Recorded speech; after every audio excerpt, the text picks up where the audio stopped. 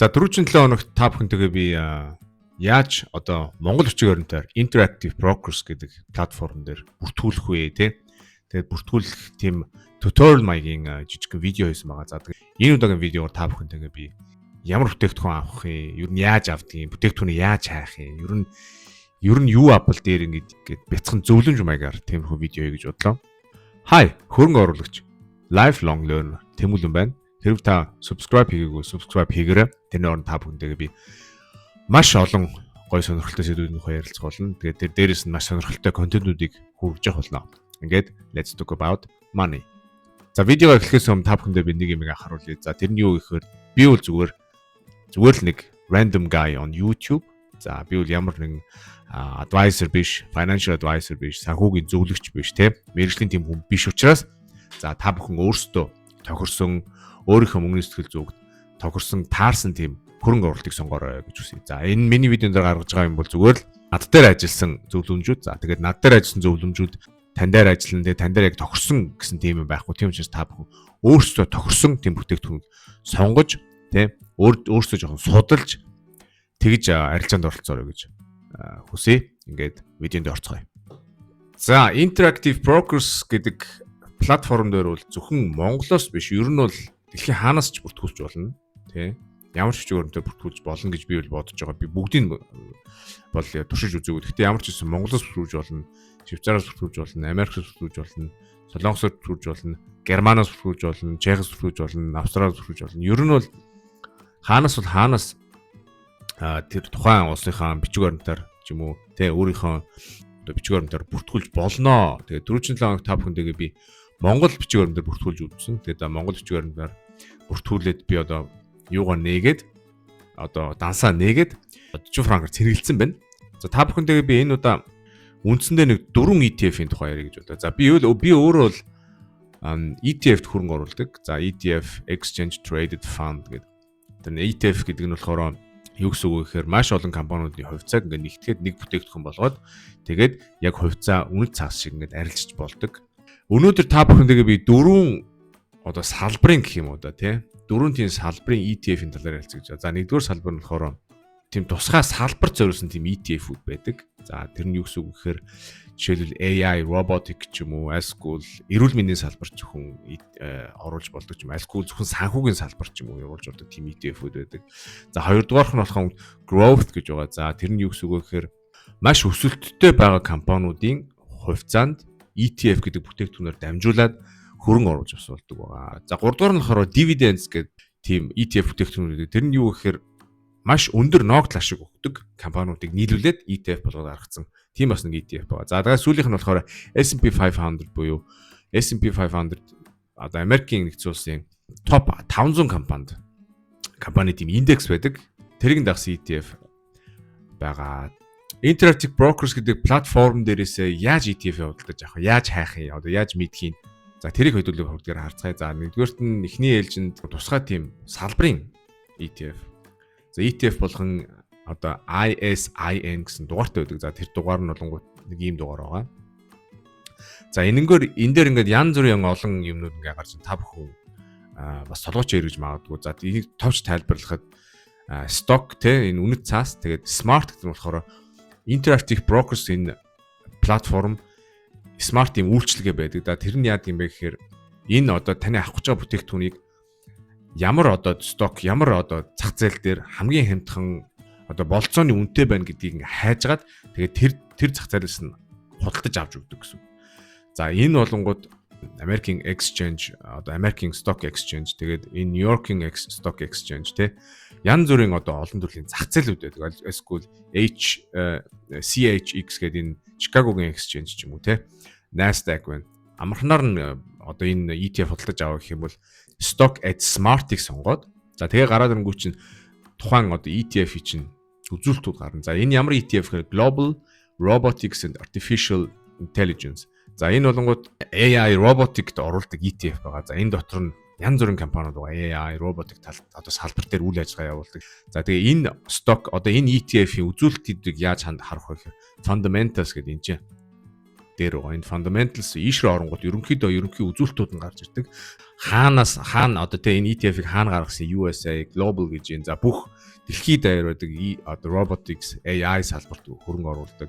За хөрөнгө оруулсан байгаа ер нь одоо тэ мөнгө нүгнийх нь хэмжээ хийдий. Тэгээ ерөнхийдөө ингээд та нар өөрсдөө ингээд хараад жоо судлаад ямар компани байдгийг юу байдгийг тэгээд сүүлийн үеийн мэдээлэл одоо бүх юм нь одоо энэ fundamentals гэдэг энэ хуудсан дээр байгаа.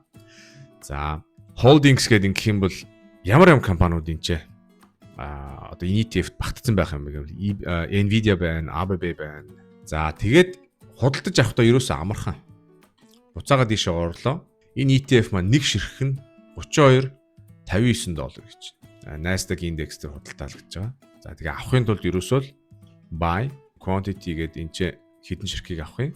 Limit юм уу эсвэл market price. Би дундаа market price-аас авчих. Тухайн өдөр яг энэ тухайн моментэд хідэн доллар хэд гэж юм. Ингээ market price-аас авчихна. Buy order accept. За би 40 франктай байсан. Тэгээд $32 нэг ширхэг одоо Global Robotics Artificial Intelligence тийм ETF авлаа. За тэрийг яаж харах вэ гэхээр портфолио энэ дээр байгаа. Positions гэдээ ороод ирнэ. За тэгэнгүүт миний худалдаж авсан дөнгөж сая нэг ширхэг BOTZ гэдэг миний нэг ETF маань гарч ирж байна. Ерөөс ингээл болоо. Мөнгөө цэнгэллээ, ETF бүтээгдэхүүн худалдаж авлаа. За тэгээд сар болгон тогтмол дүнгээр худалдаж авч болно. За тэгээд тэр нь recurring investing байнгын одоо тийм хөрөнгө оруулалт гэж тийм одоо юу гэдэг функц байдаг. За тэр нь яаж үүсгэх вэ гэхээр trade. За энэ recurring investment. За recurring investment руу оронгууд сар болгон одоо Монголоос платформ руугаа мөнгө шилжүүллээ. За тэнгууд энэ платформ чинь таны одоо энэ одоо үүсгэсэн recurring investment гэдэг энэ функцээр таны мөнгөнд тааруулаад тухайн авах гэж байгаа бүтээгдэхүүн чинь автоматар авдаг гэсэн. Тэгэхээр бүх юм автоматар та шар болгон ингээл ийшээгээ interactive brokers руу ороод юу авах уу гэж бодоол ингээд шаардлага байхгүй. Ерөөсөө энэ ч нэ юу авах ETF-ээ сонгоол. За саяны ETF-ээ сонгоол. Сар болгоны хизээ авах юм? 4 давъя. Monthly $100 сар болгон саяны robotics юу авъя? No end date. За энэ дуусахгүй. Яг тэр удаан хугацааны хөрөнгө оруулагч бол хөрөнгө оруулалт явж л байдаг. Create recurring investment. Save investment. За ингээл болоо. Success.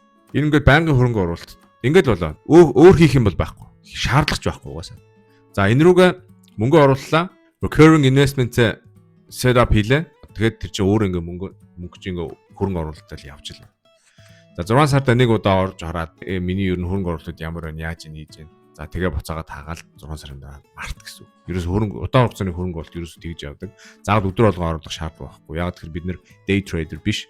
Одоо арилжаачд биш те. Удаан хугацааны хөрөнгө оруулалт юу гэхээр ерөөс хөрөнгө оруулаад 10 жил 20 жилийн дараа үр шимийг хүртэх юм аа. За тийм болохоор нэг банкын ороод ингээ хараадах шаардлага байдгүй. За мөнгө яаж хийх вэ гэхээр би мөнгө яаж хийсэн бэ гэхээр эндээ мөнгөө яаж цэнгэлсэн бэ гэхээр interactive brokers руугаа оронгууд чинь getting started гэдэг ийм хуудас байгаа. За тэгэнгүүт fund your account.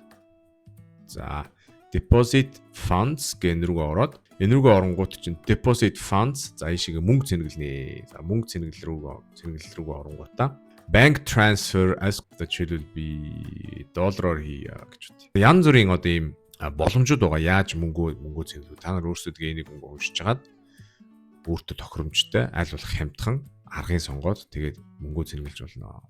За тэгээ ерөнхийдөө ETF бүтээгдэхүүнүүд бол total expense ratio гэдэг production cost гэдэг тусын үнэтэй байдаг. Тэгээд харилцан адилгүй. За тэгээд энэ Vanguard Growth гэдэг ETF-ийн хувьд бол 0.04 гэсэн тийм үнэтэй байна. Тэрний юу гэсэн үг вэ гэхээр та $100 энэ бүтээгдэхүүнийг авлаа гэж бодоход тэрний чинь 0.04-ийг одоо энэ production cost гэж танаас суудах нэ. Энэ шимтгэл гэсэн үг тий. TER гэж ярьдаг. Одоо total expense ratio-нууд нь янз бүр байдаг хоорондоо. Одоо 0.5 тий 0.2 0.09 тэ 0.04 ч юм уу тэ янз бүрийн үнэтэй байдаг. Тэгэхээр ер нь бол 0.5-аас доошогоо үнэтэй байх юм бол ер нь бол тэр хямдхан ETF байна гэж үздэг. Тэгээд ETF гэдэг бүтээгдэхүүний бас нэг давуу тал нь юу гэхээр маш хямдхан олон одоо компаниудад зэрэг хөрөнгө оруулж болдог, эрсдэл багтай, ажилбар байхгүй, заавал тэнд дүнд шинжилгээ хийгээл янз бүрийн одоо мэргэжилтэн байгаа албагүй тийм бүтээгдэхүүн учраас би өөрөө ETF-т хөрөнгө оруулах дуртай. Тэгээд түрүү ярьсанчлан 4 салбарын ETF-ийн тухай ярихыг хүссэн боловч видео маань хамаагүй урт болчих гээд болдгоо. Тэгээд тийм учраас би та бүхэндээ бүх ETF-ийн нэрийг ISIN дугаартай description хэсэгт оруулчихъя. Тэгээд та бүхэнд эндээс өөрсдөө copy paste хийгээд Interactive Brokers-тай хайгаад үзээрэй. Ямар хүн үнэтэй байдгийг, ямар ETF-ийн, ямар компани дотроо байдгийг те. Ер нь одоо үзүүлэлтүүд нь ямар байдгийг судлаад үзээрэй. Ингээд энэ хүртэл та бүхэндээ баярлалаа. Хамт байсанд хөрөнгө оруулагч болох одоо 2 дахь алхмаа хийсэн та бүхэнд талархал илэрхийлье. Ингээд Interactive Brokers гэдэг компанид дасаа нэгээд Монголын ямар ч одоо дундуур нь одоо тийм change маягийн тийм компаниудад өндөр төлбөр төлөхгүйгээр өөрсдөө шууд дэлхийн зах зээлд оролцох боломж байгаа шүү гэж хэлье. За ингээд дараа уулзтлаа. Түр чао.